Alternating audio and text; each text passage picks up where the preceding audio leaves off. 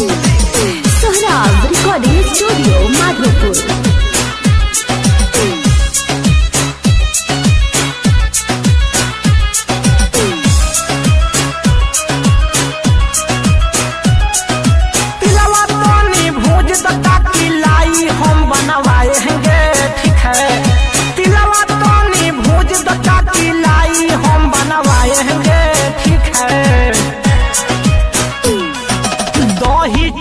खाएंगे खिचड़ी हम मनाएंगे, ठीक है।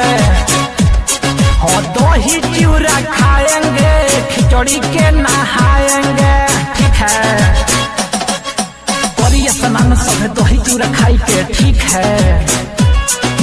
करिए स्नान सब दही चूड़ा खाई के थोड़ा थोड़ा कांपता लो घुरावा तो जाई के, ठीक है।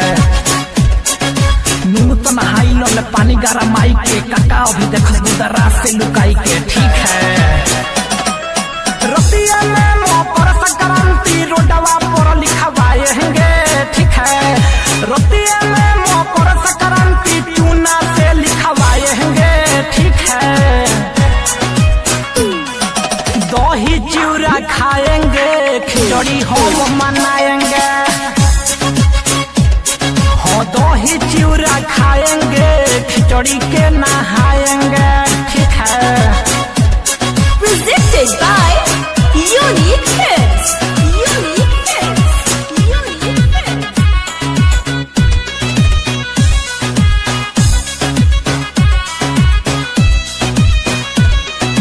पनिया जी धर पड़े देह गाना गन करे, ठीक है।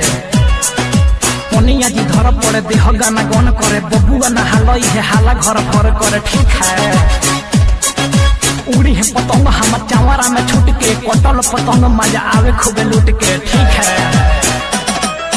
बिहारी ललताज राजन है बतिया गाएंगे, ठीक है।